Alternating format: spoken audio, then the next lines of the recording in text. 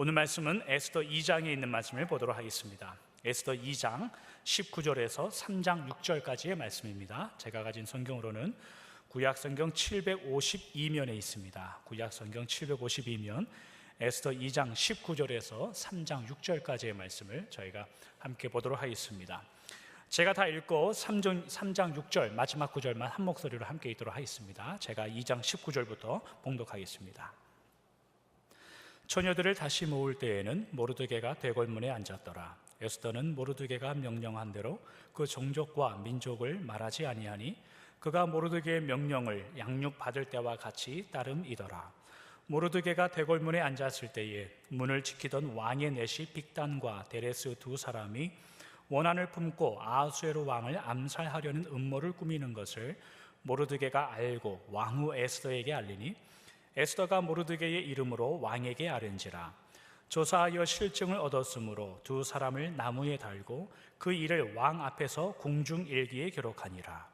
그 후에 아하수에로 왕이 아각 사람 함무다다의 아들 하만의 지위를 높이 올려 함께 있는 모든 대신 위에 두니 대궐문에 있는 왕의 모든 신하들이 다 왕의 명령대로 하만에게 꿇어 절하되 모르드게는 꿇지도 아니하고 절하지도 아니하니 대궐문에 있는 왕의 신하들이 모르드게에게 이르되 너는 어찌하여 왕의 명령을 거역하느냐 하고 날마다 권하되 모르드게가 듣지 아니하고 자기는 유다인임을 알렸더니 그들이 모르드게의 일이 어찌 되나 보고자 하여 하만에게 전하였더라. 하만이 모르드게가 무릎을 꿇지도 아니하고 절하지도 아니함을 보고 매우 노하더니 함께 읽겠습니다. 그들이 모르드게의 민족을 하만에게 알림으로 하만이 모르드게만 죽이는 것이 부족하다고 생각하고 아하수에로의 온 나라에 있는 유다인 곧 모르드게의 민족을 다 멸하고자 하더라. 아멘. 앞뒤 잘 한번 인사하고 시작하도록 하겠습니다. 반갑습니다. 이제 여름이 다 마치고 지난 어제까지 중고등부 미션 7까지 다 마쳐서 이제 여름 행사가 거의 다 끝났습니다. 여름 동안 많이 수고해 주신 또 봉사해 주신 성도님들께 진심으로 감사드립니다. 오늘은 에스더의 7번째의 말씀을 저희가 나눠보도록 하겠습니다. 에스더는 왕비가 되었습니다. 그리고 모르드게는 오늘 본문 19절에 있는 말씀처럼 대궐문에 앉아 있는 자가 됩니다. 대궐문에 앉아 있다라는 뜻은 왕궁에서 근무하는 사람, 왕궁에서 일하는 사람이 되었다라는 뜻입니다. 3장 2절 여러분들이 보시면 대궐문은 그 왕의 신하들이 모여서 근무하는 것만 됩니다. 모르드게가 어떻게 왕궁에서 일할 수 있는 사람까지 되었는가를 생각하면 아마도 에스더의 영향이 있지 않았는가 이제 그렇게 생각합니다. 그렇게 가정할 수밖에 없습니다. 왕의 내시 빅단과 데레스가 그 음모를 꾸며서 왕을 죽이려고 하는 그 일을 이 모르드게가 알게 되는 것, 그 또한 하만에게 절을 하지 않을 때에 오늘 본문 3절과 4절의 말씀처럼 다른 신하들이 모르드게에게 너도 빨리 가서 절해라 라고 설득하는 이런 장면들을 보면 모르드게의 왕궁에서 위치는 단순히 문지기 정도가 아님을 우리가 짐작할 수 있죠. 음해하는 일들, 이 왕을 죽이는 일들을 아무나 다 들을 수 있도록 대놓고 하지는 않을 거란 말이죠. 은밀히 보이지 않는 곳에서 하는데 그 이야기를 모르드게가 알 정도의 정보통을 가지고 있다는 뜻입니다. 그리고 그 신하들이 당신은 왜 절하지 않소? 라고 권면하고 대화할 정도의 위치에 있는 것이 모르드게라 이 말이죠. 오늘 본문의 내용을 살펴보면 지난주에 저희가 살펴봤듯이 첫 번째는 그 빅단과 데레스가 아하수에로 왕을 죽이려고 하는 이 이야기를 내용을 모르드게가 듣고 왕을 살린다는 내용이고 또 하나는 이 모르드게 대신에 하만이라는 사람의 지위를 높여서 모든 대신들 위에 두어서 모든 사람들이 절하게 하는데 모르드게가 이제 그 절을 하는 걸 거부하여서 모르드게와 이스라엘이 죽을 위기에 처하는 그런 내용이 이제 오늘 본문에 있는 내용입니다. 성경 에스더를 이렇게 잠잠히 읽다 보면 성경 에스더가 우리에게 뭘 말하려고 하는가를 이렇게 깊이 묵상하고 연구하다 보면 굉장히 이해하기 어려운 사건들이 계속해서 일어납니다. 예를 들면 이 바사제국에 이스라엘 사람들이 왜 아직까지 남아있는지 그게 성경에 나오질 않아요. 외국으로 끌려가서 이 바벨론에 끌려가서 이제 그 바사 제국의 고레스 왕이 니네 이제 고향으로 다 돌아가라 이렇게 명령을 내리면 정상적인 타향살이 이렇게 70년 이상 살았으면 이제 고향으로 돌아가야 되겠다, 돌아가라 자유를 주면 보통은 다 돌아가야죠. 거기 안 돌아가고 남아있는 사람은 도대체 뭐냐라는 건데 성경이 그걸 말하지 않아요. 왜 안 돌아갔는지. 또 하나는 뭐냐면 그렇게 안 돌아간 사람들 중에서 이 에스더와 같은 이런 여인들은 법과 조서에 의해서 왕의 궁에 끌려간 사람이 됩니다.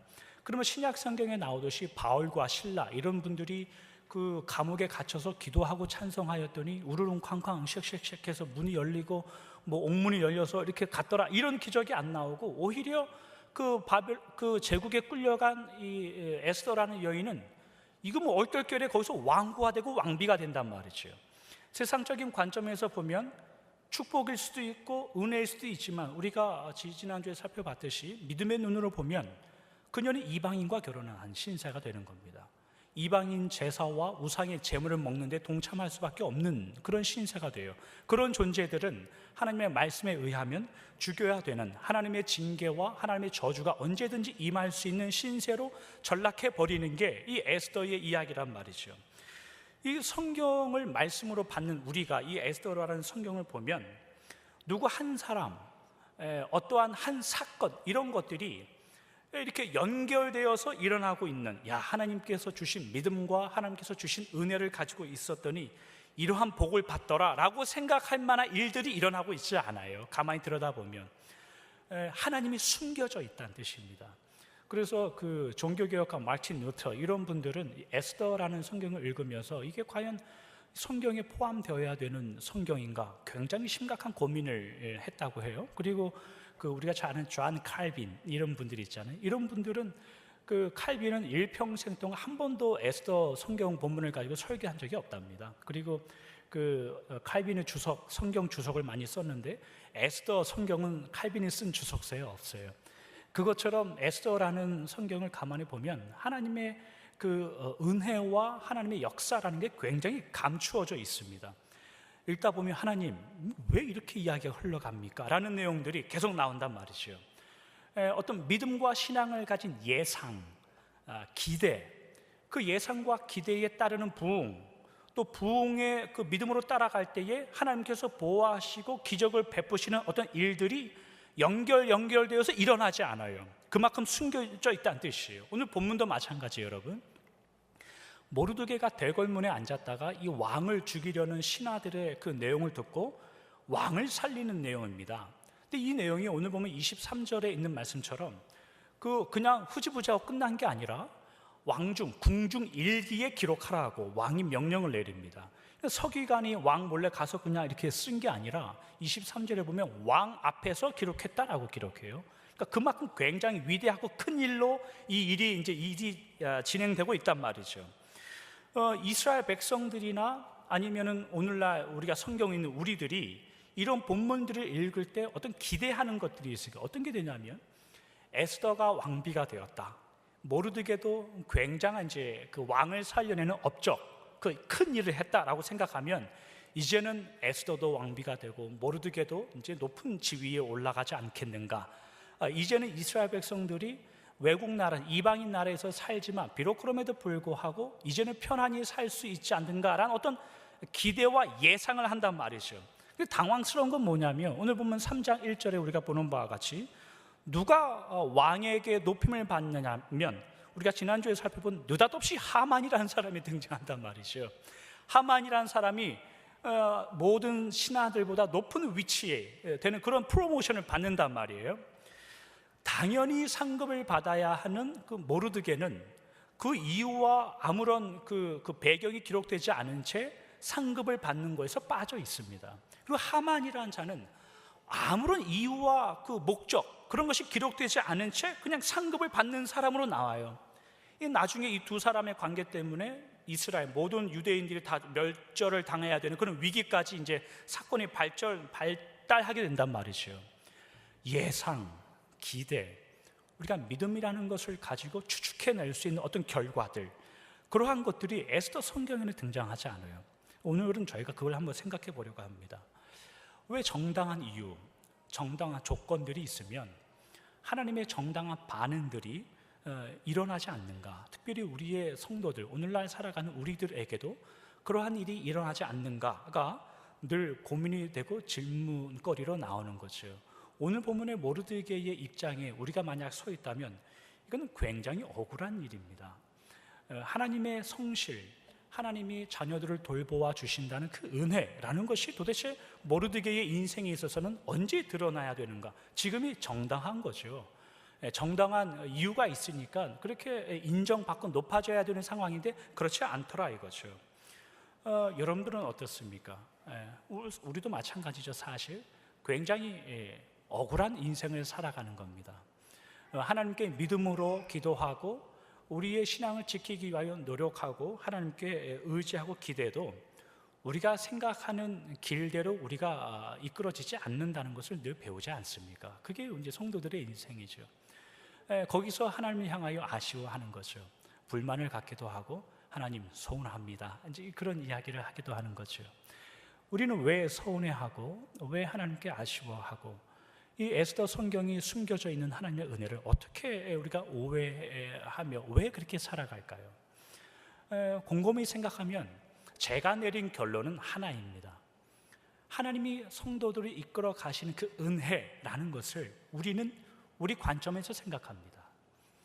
우리 관점에서 이해하여서 하나님의 은혜와 하나님의 인도하심을 이뤄해야 된다라는 것이 어떤 길과 최, 그런 것들이 우리가 세워놓은 어떠한 것들, 우리가 기대하는 어떠한 것들에서만 하나님의 은혜를 확인하려고 하기 때문에 우리는 늘 실망하고 서운해하는 거죠. 하나님께서 주신 믿음과 은혜를 우리 모두 가지고 있다라고 하면 제가 물어보면 여러분들은 다 아멘이라고 대답할 겁니다.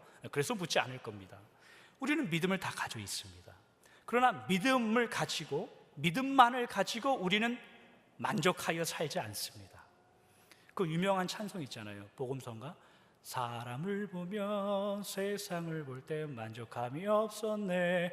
나의 하나님 한 분만으로 나는 만족하겠네. 이 찬송이 있잖아요. 우리는 이 찬송을 입에 침도 안 바르고 불러요. 그런 사실은 여러분들 믿음을 한번 생각해 보십시오. 우리는 하나님 때문에 만족할 수 있는가? 우리는 그렇지 않습니다. 믿음 생활하면서 이왕이면 돈도 많이 벌으면 좋겠는 거죠. 이왕이면 다른 사람들보다 잘나지면 좋은 겁니다.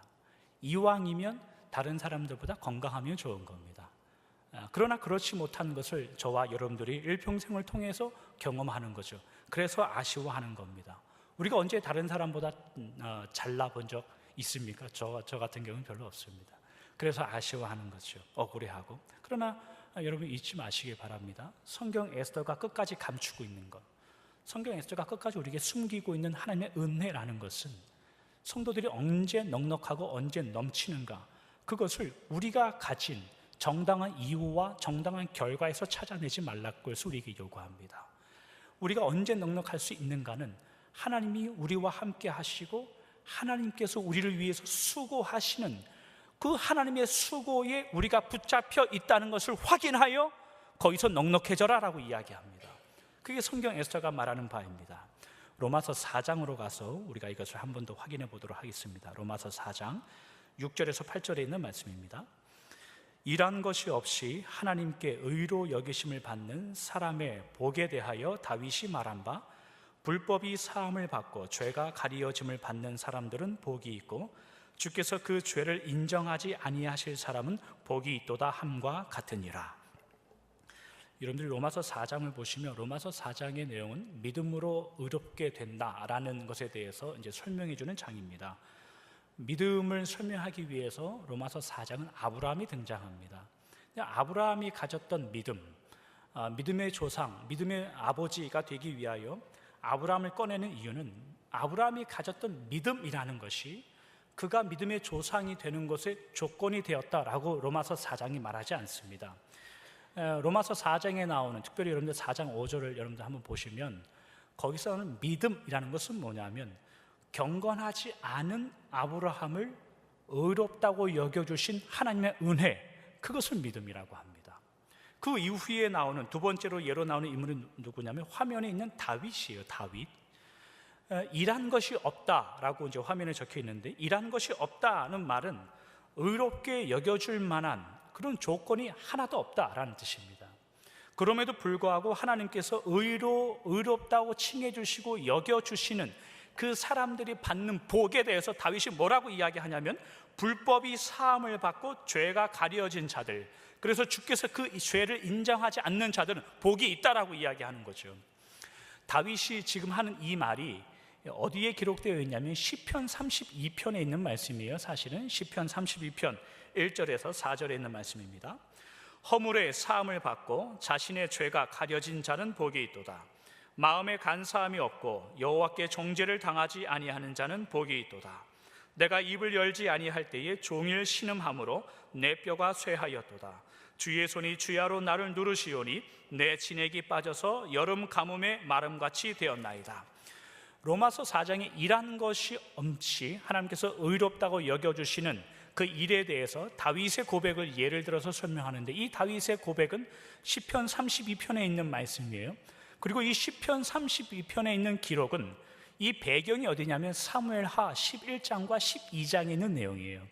사무엘하 11장에 가면 무슨 내용이 있냐면, 다윗이 그의 군대 장관 우리야의 아내 밧세바를 취하여 임신케 만드는 장면이 사무엘하 11, 12장에 나옵니다.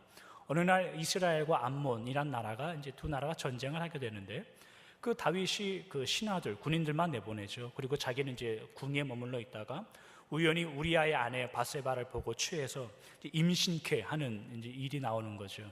이 다윗은 그것을 숨기기 위해서 이 우리야라는 군대 장관을 그 전쟁의 최전방에 보내지 않습니까? 보내서 거기서 죽게 만드는 거죠. 정치적 교사를 하는 거예요. 굉장히 악질적인 죄를 범하고 있는 거죠. 이에 대해서 그 사무엘하 12장에 가면 나단 선지자가 나타나서 당신 죽일 놈이요, 이렇게 이야기하잖아요. 거기에 다윗이 회개하는 장면이 나오는데, 군대 장관 우리야는 그렇게 죽고 그 밧세바, 우리야의 아내 밧세바가 약 1년 후에 아기를 낳을 전까지 약 1년 동안 있을 때에 다윗이 시편을 기록했는데, 그게 시편 32편이에요. 여러분이 만약에 다윗의 입장에 현재 있다면 여러분 같으면 시편을 기록하여 기록으로 남기겠습니까? 그럴 수 없죠. 이것은 다윗에게 있어서 굉장히 숨겨야 되는 일이에요. 어디 가서 자랑할 수 없는 일이라고요. 그러나 다윗은 시편을 기록하여 말씀으로 남기고 있어요. 자기가 하나님께 회개하는 것을 자랑하고 싶어서 시편을 기록하여 남기는 걸까요? 그렇지 않습니다. 화면에 있는 3절 같은 데 말씀을 보시면, 다윗은 하나님 앞에 차마 입을 열지 못하고 목 놓아 울고 있습니다. 어느 정도로 우냐면 하나님이 주시는 그 거룩한 부담이라는 것 때문에 뼈가 상할 만큼 하나님 앞에 좌절하여 있다는 뜻이에요. 이게 무슨 말이냐면 그만큼 자신이 저지른 그 일에 대해서 후회하고 한탄하고 있다는 뜻이에요. 누군가 뭐 이렇게 얘기할 수 있겠죠. 야, 그렇게 엎드려서 울면 되겠냐? 하나님 앞에 가서 회개해야지. 여러분 같으면 회개하지 않겠습니까? 저는 분명히 다윗이 회개했다고 생각합니다. 그러나 그 사무엘하 12장에 읽어보면 1년이란, 아기가 태어나는 그 1년이란 시간이 그냥 한 절에 휙 지나가 버립니다.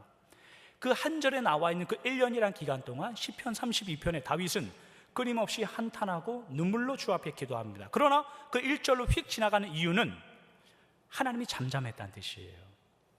하나님이 다윗에게 아무런 말을 하고 있지 않다는 뜻이에요. 이 한 해 동안 다윗은 하나님 앞에서 자기가 얼마나 부족하고 얼마나 추한 인간인지 하나님 앞에 고백합니다. 하나님 앞에 자기가 얼마나 연약하고 죄악 속에 출생할 수밖에 없는지, 어머니의 뱃속에서부터 자기가 얼마나 죄인인지를 하나님 앞에 고백하며 살 거란 말이죠. 아무 생각 없이 있다가 느닷없이 나단 선지자가 나타나니까 아이고 잘못했습니다, 그렇게 회개하는 다윗이 아니란 말이에요.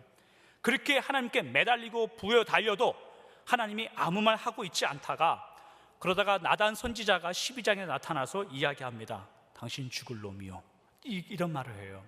그 나단 선지자가 나타났을 때 다윗이 또 한편의 시를 짓습니다. 하나님 앞에 신앙 고백을 했다는 뜻인데, 그게 시편 51편에 있는 말씀이에요. 시편 51편 10절과 11절입니다. 하나님이여, 내 속에 정한 마음을 창조하시고 내 안에 정직한 영을 새롭게 하소서. 나를 주 앞에서 쫓아내지 마시며 주의 성령을 내게서 거두지 마소서. 다윗의 기도가 뭐냐면, 하나님, 내 속에 정한 마음을 주십시오. 내 안에 있는 영혼을 새롭게 하시고 나를 쫓아내지 마십시오. 내 안에 있는 하나님의 성령을 거두어 주지 마십시오 라고 말해요. 여러분, 이게 무슨 뜻일까요? 제가 이해한 대로, 저 개인적으로 묵상하고 이해하고 해석한 대로 간단하게 말하면, 다윗의 이런 고백은 하나님, 저를 죄인이라고 불러주셔서 감사합니다 라는 뜻이에요. 그 전까지 기도하고 뼈가 사그러질 만큼 하나님 앞에 한탄하여도 하나님은 나타나지 않습니다. 그러나 나단 선지자를 통해서 하나님의 음성이 뭐였냐면, 이런 죽일 놈을 봤나, 이제 그거였죠. 우리가 부모된 자들이, 우리 자녀들이 만약 혹 잘못했을 때에, 정말 크게 잘못하면 잠깐 멈춥니다. 저 같은 경우는 이제 그 스텝백해서 좀 기다리다가 나중에 이제 한참 가라앉은 다음에 자식한테 가서 뭐라고 이야기합니까? 이런 죽일 놈을 봤나, 이제 그렇게 이야기하는 거죠. 아마 하나님의 마음은 그럴 겁니다. 하나님이 와서 나단 선지자를 통해서 너 죽일 놈이다 라고 이야기했을 때, 다윗이 하나님, 내 안에 있는 성령님을 거두지 말아 주십시오 라는 그 표현은, 하나님, 나를 훈계해 주셔서 감사합니다 라는 뜻이에요. 다윗에게 있어서, 다윗은 여러분 이스라엘의 왕이지 않습니까? 하나님께서 선택하시고 기름을 부으셔서 하나님이 인도하신, 하나님의 마음에 합한 하나님의 왕, 이스라엘의 왕이란 말이죠. 그러나 다윗을 하나의 한 명의 신앙인으로 봤을 때에, 우리와 같은 한 성도로 봤을 때에는 그가 가진 권력, 힘, 지위, 왕이라는 위치가 그가 어떻게 하나님의 합당한 존재와 성도로서 살아가는데 일을 하고 있지 않다는 뜻이에요. 그가 하나님 앞에 합당한 자로 살아갈 때 뭐가 일을 하냐면, 그를 지켜봐 주시고 인도하시고 그를 만드시는 하나님의 성실과 수고하심이 다윗을 다윗답게 만들어 가고 있다는 뜻이에요.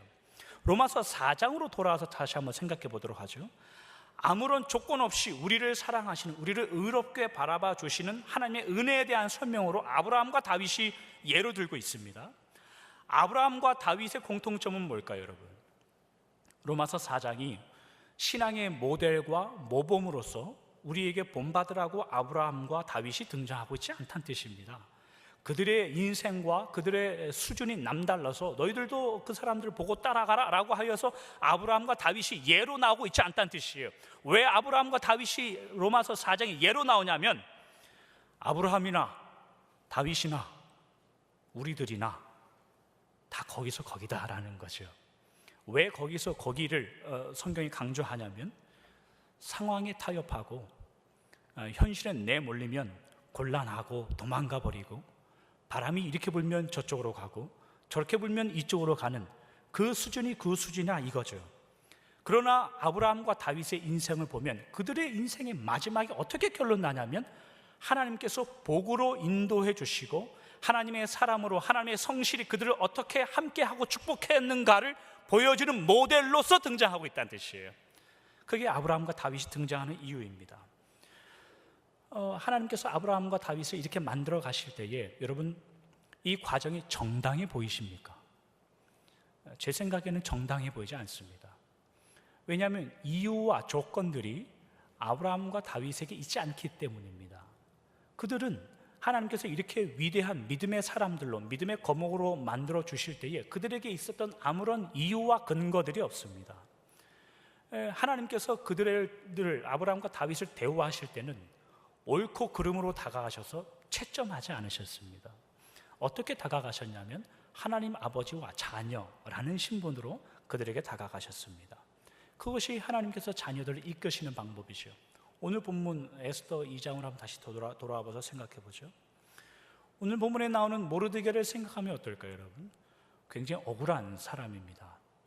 하나님의 의와 하나님께서 믿음의 사람들, 믿음의 백성들과 함께 하셔서 역사를 이루시는, 도대체 이 장면이 어디서 어떻게 찾아야 되는지 우리는 잘 모를 정도로 숨겨져 있습니다. 이 모르드게의 우리가 표면적인 내용을 보면, 그의 인생은 이제 찬란해져야 되고 이제는 프로모션을 받아서 이제는 힘있게 살아야 되는데, 그 힘있게 사는 걸 누가 당하냐면 하만이라는 듣도 보도 못한 녀석이 나타나서 그 은혜와 축복을 오히려 당한단 말이죠. 하나님이 이런 장면들처럼 공의롭지 못한 장면이 없는 거죠. 앞뒤가 맞지 않습니다. 앞뒤가 맞지 않은 하나님의 은혜입니다. 그러나 우리는 이 모르드게의 현실, 어떻게 보면 그 왕궁에서 당한 이 고난, 어쩌면 이 세상 속에 있는 세상의 편협, 세상의 권력을 유지하기 위한 세상이 자기네 사람들만 안으로 감싸는 이런 거짓들, 그러한 것들로서 모르드게다워진다라는 것을 성경이 기록하고 있지 않다는 거죠. 그러한 것들이 모르드게의 인생에 있어서 최종적으로 하나님께서 주시려고 하는 목적이 아니다라는 겁니다. 그럼 우리의 문제로 넘어와서 한번 생각해 보죠, 여러분. 우리의 목적은 뭘까요? 하나님께서 모르드게를 이렇게 인도하셨다면 하나님께서 우리를 향한 품고 계신 그 계획의 목적은 뭘까요? 그리고 그런 하나님을 향해서 우리가 기도하는 기도의 제목들을 한번 면밀히 한번 따져보십시오. 어떠한 기도의 제목들이 있습니까? 모르긴 몰라도 이 땅에서 잘 되는 것이겠죠. 남들보다 더 잘나 보이는 거고, 믿음과 열심, 수고함 이런 것을 빌미로 하여서 하나님 앞에 남부럽지 않게 사는 것, 어쩌면 그것이 이 땅에서 우리가 기도하는 아마 대부분이지 않을까 생각합니다. 그러나 여러분, 우리를 향한, 여러분들을 향한 하나님 아버지의 본심을 이해한다면 우리도 하나님 아버지를 향한 본심이 바뀌어야 됩니다. 그러한 것들을 목적하지 않고 우리를 하나님의 자녀와 거룩함으로 이끄시겠다고 하시는 하나님의 마음의 본심이 있다면 우리의 기도의 제목들도 바뀌어야 되지 않을까 생각합니다. 한 성도의 삶이건, 한 가정의 삶이건, 한 교회건, 한 나라의 삶이건, 그 과정 속에서, 그 정황 속에서 일어나는 수많은 일들이 있습니다. 그 일들 속에서 아마 대부분은 억울한 일들이 대부분 많습니다. 변명해야 되고, 아니라고 소리치고 싶고, 오해한 거다라고 소리치고 싶고, 당신이 나를 잘못 알고 있어라고 말하고 싶은, 경쟁에서 이기고 싶은 그러한 것들이 많죠. 그러나 하나님의 본심을 안다면 우리는 그저 하나님이 우리를 거룩과 은혜로 이끌어 가 주실 것을 믿어 그저 주님과 동행하여 여러분들의 인생을 살아내셔야 됩니다. 사도행전 20장에 가면 바울의 이런 고백이 있습니다. 사도행전 20장 22절과 24절입니다. 보라, 이제 나는 성령에 매여 예루살렘으로 가는데 거기서 무슨 일을 당할는지 알지 못하노라. 내가 달려갈 길과 주 예수께 받은 사명 곧 하나님의 은혜의 복음을 증언하는 일을 마치려 하면은 나의 생명조차 조금 더 귀한 것으로 여기지 아니하노라. 사도 바울 선생님이 전도 여행을 마치고 이제 예루살렘으로 돌아가는 내용인데, 그 아시아 지역에 퍼져 있던 소문이 뭐냐면 예루살렘으로 돌아가면 잡혀 죽습니다. 이제 그거였죠. 사도 바울 선생님이 그럼에도 불구하고 무슨 말씀하냐면 하나님께 받은 그 나의 사명, 이 길을 다 가기까지는 내 생명도 아끼지 않겠다라는 고백을 합니다. 사도 바울 선생님은 두렵지 않은 걸까요? 그렇지 않을 겁니다. 고린도전서 2장 3절에 있는 말씀입니다. 내가 너희 가운데 거할 때에 약하고 두려워하고 심히 떨었노라. 바울 역시 약하고 두려워하고 심히 떱니다. 이런 믿음이 있다고 하여서 믿음이 아무리 강하여도 여러분들이 처한 두려운 현실을 건너뛰지 않습니다. 아무리 신앙이 훌륭해도 여러분들이 삶 가운데 있는 닥쳐오는 두려움 속에서 여러분들을 마취시키거나 그 상황을 기도한다고 그냥 건너뛰게 하지 않습니다. 믿음과 신앙이라는 것은 그것을 맞서게 하는 겁니다. 다만 성령에 매여 갈 뿐입니다. 성령 하나님의 인도하심 따라 걸어갈 뿐입니다. 그게 사도 바울의 고백이었어요. 사도 바울이 나는 성령에 매여서 간다라고 이야기했을 때 그것이 사도 바울 선생님의 믿음이 좋아서 얻어낸 하나님께 축복받은 게 아니에요. 하나님, 예수님께서 승천하실 때 내가 세상 끝날까지 너희와 함께 하겠다, 너희가 하나님의 성전인 줄 모르고 하나님의 성령 하나님 너희 안에 거하시는 줄 모르느냐라는 그런 고린도전서 3장 16절 그런 말씀에 의하면 우리가 하나님께 매여 있다는 것은 하나님이 우리에게 모든 성도들에게 주신 축복이에요. 그 축복을 믿고 의지하여 여러분들의 길을 걸어내셔야 돼요. 그때 다만 하나님과 동행하여 내가 성령님께 매여서 이 길을 간다라고 고백하는 이 사도 바울처럼 다만 여러분들이 길을 걸어내셔야 됩니다. 억울하죠. 하나님 싫습니다. 이게 무슨 말이 돼야 그 길을 갈 거 아닙니까? 세상도 이러지 않는데 도대체 교회가 이러면 됩니까? 그런 말이 목까지 차오르지 않습니까? 다만 성령에 매여 가는 겁니다. 다만 하나님께 매여 가셔야 됩니다. 그게 믿음의 길이라는 거죠. 말씀을 정리하도록 하겠습니다. 바울, 다윗, 아브라함, 오늘 본문에 나오는 모르드게 이런 분들, 또는 오늘을 사는 우리 모두들 하나님의 자녀들이기 때문에 넉넉한 사람들이죠. 넉넉하다라는 의미는 세상 가운데 어떠한 것을 이루고 확보하여 그것으로 나의 만족을 채우겠다라는 말이 아니라 하나님께서 나를 메어서, 하나님께서 나를 묶으셔서 하나님이 그 길을 걸어가시니 나도 하나님과 걸어가겠습니다 라고 말할 때 거기서 나오는 고백이 하나님 때문에 넉넉하다는 고백입니다. 여러분들은 넉넉하십니까? 여러분들은 넉넉하십니까? 아니면 하나님, 이거 부당한 거 아닙니까? 이거 정당한 이유와 정당한 과정이 있는데 하나님 정당한 결과가 없습니다. 이래서 믿음 생활을 하겠습니까?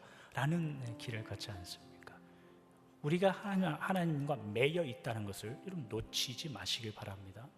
매여 있다는 이 말은 여러분들이 가고 싶은 길로 가는 게 아니라 하나님이 가고자 하는 길로 우리가 함께 가는 겁니다. 그러니까 감수하시고 이기시고 지지 마시고 그 가운데 세상과 타협하지 마시기 바랍니다. 돌아오는 한 주를 승리하여 넉넉함 가운데 하나님께 매여 사시길 주님의 이름으로 축복합니다. 기도하겠습니다. 하나님 감사합니다. 에스더 성경에 있는 숨어있는 하나님의 은혜를 발견해내기가 쉽지 않습니다. 왜냐하면 성경의 모든 말씀이 하나님께서 축복해 주시고 자녀들과 함께 하시고 자녀들의 기도와 외침에 들으셔서 우리를 구원해 주시고 넉넉한 길로 인도해 주신다는 것이 말씀입니다. 그러나 주님, 모르드게는 억울합니다. 당연한 결과, 당연한 얻어야 할 것들을 얻지 못합니다. 오히려 하나님의 백성들을 죽이고자 하는 세력들, 그들이 승급하고 진급하고 더 넉넉해집니다. 우리도 이와 같은 삶을 삽니다. 하나님, 주님께 기도하고 하나님을 더 믿고 의지하여 그리하여서 하나님이 주시는 그 넉넉함과 주님이 주시는 그 은혜를 받아 누리며 살면 좋겠는데 하나님, 인생이 억울합니다. 우리가 수고하고 노력하는 것보다 더 만족함을 누릴 수 없습니다. 이런 믿음의 인생의 길에서 하나님과 매여 있는 우리를 발견케 하여 주시옵소서. 주님께서도 기꺼이 그 길을 가셔서 십자가에서 구원을 이루어내신 것처럼 우리도 하나님께 매여 우리의 믿음의 인생을 걸어가 주님을 만나는 그날에 하나님께 칭찬받으며 잘하고 왔다, 충성되이 잘하고 왔다 칭찬 듣는 우리의 믿음의 인생들 될 수 있도록 축복하여 주시옵소서. 좋으신 예수님의 이름으로 기도하옵나이다. 아멘.